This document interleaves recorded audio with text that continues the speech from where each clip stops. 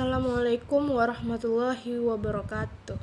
Baiklah, berikut adalah video presentasi dari kelompok 2 dengan judul Hakikat Profesi dengan mata kuliah Profesi Etika dan Keguruan. Silakan menyaksikan. Pertama yaitu pengertian profesi. Arti kata profesi di Kamus Besar Bahasa Indonesia adalah bidang pekerjaan yang dilandasi pendidikan keahlian, keterampilan, kejuruan, dan sebagainya tertentu. Kata profesi diadaptasi dari kata bahasa Inggris yaitu profession yang berasal dari bahasa Latin yaitu professus. Kedua kata tersebut memiliki arti yang sama, yaitu mampu atau ahli di bidang tertentu. Mengacu pada asal kata tersebut, maka pengertian profesi adalah suatu pekerjaan yang membutuhkan keahlian tertentu yang didapat dari pendidikan tinggi, di mana umumnya mencakup pekerjaan mental yang didukung dengan kepribadian dan sikap profesional. Pengertian profesi menurut pendapat para ahli. Menurut Peter Jarvis, 1983, pengertian profesi adalah suatu pekerjaan yang sesuai dengan studi intelektual atau pelatihan khusus di mana tujuannya untuk menyediakan pelayanan keterampilan bagi orang lain dengan upah tertentu. Menurut Hughes, 1963, pengertian profesi adalah suatu pekerjaan di bidang tertentu di mana seorang profesional memiliki pengetahuan lebih baik pada kliennya mengenai sesuatu yang terjadi pada klien tersebut. Selanjutnya, menurut Morris L. Chogan 1983, pengertian profesi adalah suatu keterampilan khusus yang dalam prakteknya didasarkan atas suatu struktur teoritis tertentu dari beberapa bagian ilmu pengetahuan. Menurut Supriyadi dan Darmawan 2012, mengemukakan bahwa profesi adalah jabatan atau pekerjaan yang bersifat profesional, dan jabatan atau pekerjaan itu hanya dapat dikerjakan oleh orang yang dipersiapkan melalui pendidikan untuk itu. Menurut Saundi dan Suherman 2012, mengemukakan bahwa profesi itu mengandalkan suatu keterampilan atau keahlian khusus, dilaksanakan sebagai suatu pekerjaan atau kegiatan utama, dan juga dilaksanakan sebagai sumber utama nafkah hidup serta dilaksanakan dengan keterlibatan pribadi yang mendalam. Menurut Reksodiharjo 1989, profesi adalah suatu bidang kegiatan yang dijalankan oleh seseorang dan merupakan sumber nafkah bagi dirinya. Meskipun lazimnya profesi dikaitkan dengan taraf lulusan akademik atau universitas, suatu profesi tidak mutlak harus dijalankan oleh seorang sarjana. Di dalam masyarakat Indonesia pun kita telah mengenal berbagai profesi non-akademik seperti profesi bidan, pemain sepak bola atau petinju profesional, dan bahkan profesi tertua di Indonesia. Selanjutnya, prinsip-prinsip profesionalisme. Yang pertama, tanggung jawab profesi. Kedua, kepentingan publik. Ketiga, integritas. Yang keempat, objektivitas. Yang kelima, kompetensi dan kehati-hatian profesional.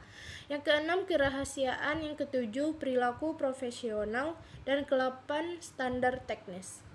Profesional merupakan seseorang yang memiliki profesi atau pekerjaan yang dilakukan dengan memiliki kemampuan yang tinggi dan berpegang teguh kepada nilai moral yang mengarahkan serta mendasari perbuatan. Seorang profesional tentunya harus mempunyai keahlian yang didapatkan melalui suatu proses pendidikan, dan di samping itu terdapat unsur semangat pengambilan dalam melaksanakan suatu kegiatan kerja. Ciri profesional: memiliki keahlian tertentu yang diperoleh melalui penempaan pengalaman, pelatihan, atau pendidikan khusus di bidangnya. Lalu mendapat gaji, honorarium, atau imbalan paten yang layak sesuai keahlian, tingkat pendidikan, atau pengalaman yang diperolehnya. Yang ketiga, seluruh sikap, perilaku, dan aktivitas pekerjaannya dipengaruhi oleh keterikatan dirinya secara moral dan etika terhadap kode etik profesi. Selanjutnya, secara sukarela bersedia bergabung dalam salah satu organisasi profesi yang sesuai dengan keahliannya. Selanjutnya, memiliki kecintaan dan dedikasi tinggi terhadap bidang pekerjaan profesi yang dimiliki dan ditekuninya. Selanjutnya, komitmen yang tinggi untuk terus menjaga kualitasnya merupakan hal yang cukup penting yang dimiliki oleh seorang profesional. Komitmen ini dapat dilihat dengan tidak mudahnya seseorang mengubah sikap dan kualitas baik yang dimiliki hanya karena situasi dan yang terkadang berubah-ubah entah baik ataupun buruk. Selanjutnya, mampu memotivasi baik diri sendiri maupun orang di sekitarnya, merupakan satu ciri yang dimiliki seorang profesional.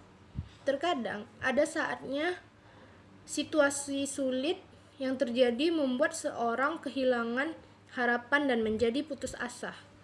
Seorang profesional dapat memotivasi orang lain dan diri sendiri dengan menjadikan situasi yang sulit sebagai tantangan yang akan membangun kualitas diri untuk kedepannya dengan memecahkan masalah menggunakan pikiran yang tenang. Pemikiran terbuka yang mana senantiasa mempertimbangkan dan menerima opini dari orang lain tanpa mengedepankan ego diri sendiri demi kebaikan bersama. Selanjutnya, memiliki integritas, yaitu mengutamakan prinsip dasar dengan mengedepankan nilai kebenaran, keadilan, dan kejujuran. Hal ini ditujukan karena untuk meningkatkan kualitas diri sendiri dan juga membangun komunitas yang baik. Syarat profesional. Yang pertama, skill. Seseorang disebut sebagai profesional apabila ia terbukti sebagai orang yang ahli di bidangnya, tidak memandang bidang apapun, mulai dari bidang yang paling sederhana hingga yang paling elit. Kemampuan seseorang profesional bisa dilihat dari keahlian yang di atas rata-rata dari orang lain. Selain itu, kemauan bekerja keras dan pantang menyerah dalam memecahkan masalah serta selalu berinovasi merupakan salah satu kelebihan yang dimiliki oleh seorang profesional. Yang kedua, pengetahuan.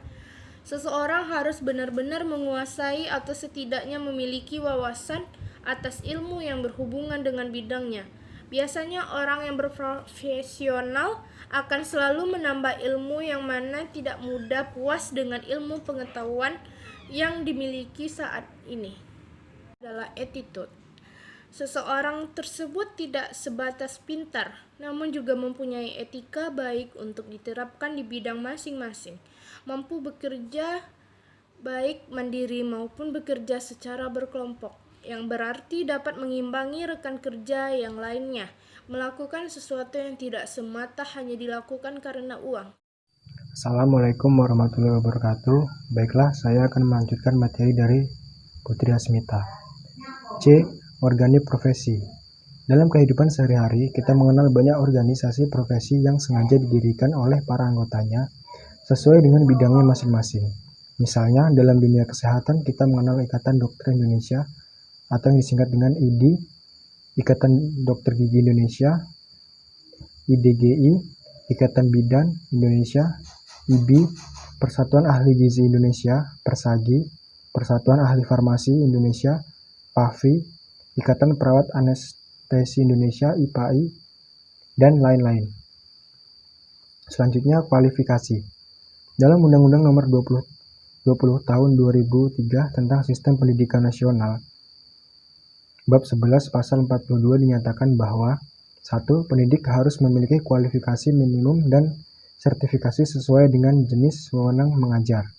Yang kedua, pendidik untuk pendidikan formal pada jenjang pendidikan usia dini, pendidikan dasar, pendidikan menengah, dan pendidikan tinggi dihasilkan oleh perguruan tinggi terakreditasi. Dan yang ketiga, ketentuan mengenai kualifikasi pendidik, sebagaimana dimaksud dalam ayat 1 dan ayat 2 diatur lebih lanjut dengan peraturan pemerintah. Selanjutnya, sertifikasi. Pada hakikatnya, adanya kompetensi dan sertifikasi guru adalah untuk mendapatkan guru yang baik dan profesional, yang memiliki kompetensi untuk melaksanakan fungsi dan tujuan sekolah, khususnya serta tujuan pendidikan pada umumnya sesuai kebutuhan masyarakat dan tuntutan zaman. Kemudian, adapun sertifikasi bertujuan untuk hal-hal sebagai berikut.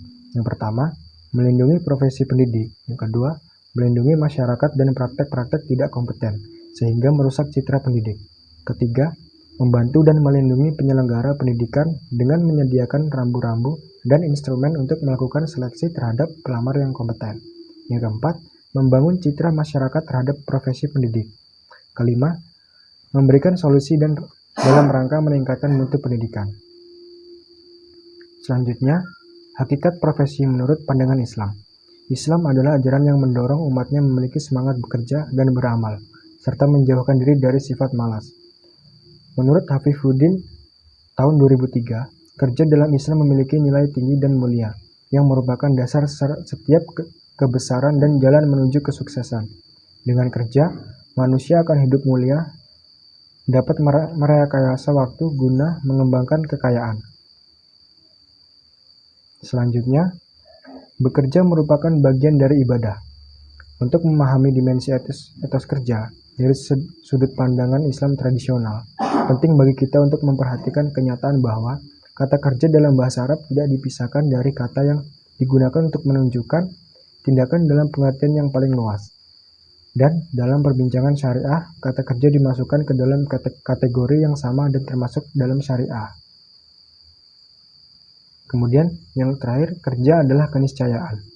Kerja adalah suatu aktivitas yang menggunakan daya yang dianugerahkan oleh Allah kepada manusia secara garis besar dianugerahi 4 daya pokok. Pertama, daya fisik yang menghasilkan kegiatan fisik dan keterampilan.